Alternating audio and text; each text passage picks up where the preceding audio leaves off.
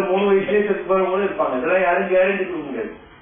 நாளும் நாம் சாகின்றோமால் அப்படின்னாரு குதிரைகள் சொல்றாங்க. யாரு டெய்லி செத்து போவானே சொல்ல முடியாது. நாளும் நாம் சாகின்றோமால், நமக்காக நாம் அழுகின்றோம் இல்லைன்னா, நமக்காக நம்ம அதிர்ந்தே இல்லைன்னு சொன்னோம். பட்டத்தராதான் சொன்னாங்க. ஒரு சாவு வீட்டுல எல்லாரும் ஒரு பணத்துல வந்து அழுதுனாங்க. 18 பேர் அவங்களும் ஜாஸ்தியா உட்காரிச்சு அழுதாங்களாம். அப்ப அந்த வீட்டுல அவங்க சொன்னாங்களாம், சாமி உங்களுக்கு செத்து போன ஒரு ஃப்ரெண்ட் ஆடு அவர் அதெல்லாம் ஒண்ணும் இல்லப்பா, அவரு செத்து போனாரு, நீங்க எல்லாம் அழுதுக்கிறீங்க, நீங்க எல்லாம் சாகு போறீங்களே, நான் இப்பயே அழுத்தேன், அப்புறம் நான் உங்களை பாக்க அப்புறம் பாக்க திருப்பி அழுது சாவி ஆகணும் வரும்.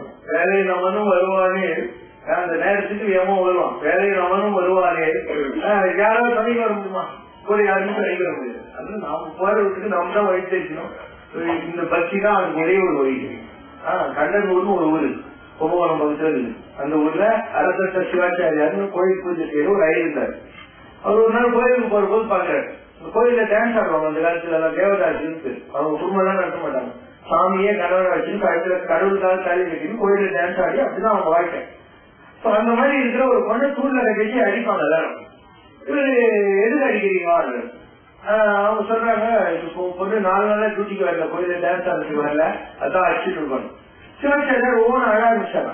நரத சிவாச்சாரியர் எல்லாரும் கேட்டாங்க, ஏங்க பொம்பளை உங்களுக்கு ரொம்ப வேண்டியவங்களா அப்படின்னாங்க.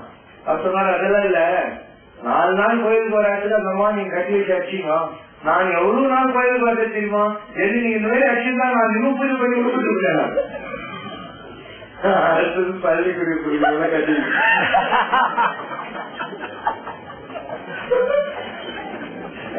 சிவாச்சாரியார் கற்றுக்கிட்டாரு.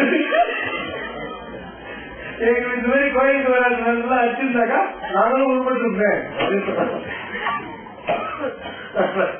நீங்க எல்லாம் கோயிலுக்கு வந்துட்டு இருக்கீங்க, அதனால உங்களுக்கு அடியெல்லாம் கிடையாது. சரிங்க, நாங்க வந்து சுத்திகரிக்கணும் அப்படின்னு முதல் நாள் ஒரு நல்ல வேலையை செஞ்சுட்டு 2வது நாள் அதுல தடை வரக்கூடாது, 2வது நாள் கூட செய்யணும். 2வது நாள் சுத்திகரிக்கணும்னு சொல்லுங்க தெரியல. நேற்று நீர் பண்ணாங்க, இன்னைக்கு எதுவுமே இல்லை, ஒரு ஆர்டினரி நாளா உப்பு தப்பா போயிடுச்சுனாக்கா அது விடணும். ஆனா பாரு, நேற்று நீர் கொண்டாட்டி நீங்க பௌர்ணமி கொண்டாடுறீங்க, அதனால இந்த வருஷம் உங்களுக்கு இதுவுமே கிடையாது. நல்லதே உங்கள் வாழ்க்கையில் நடக்கும். உங்கள் அனைவருக்கும் இறைவனுடைய திருநாமத்தினாலே ஆசிரியர்.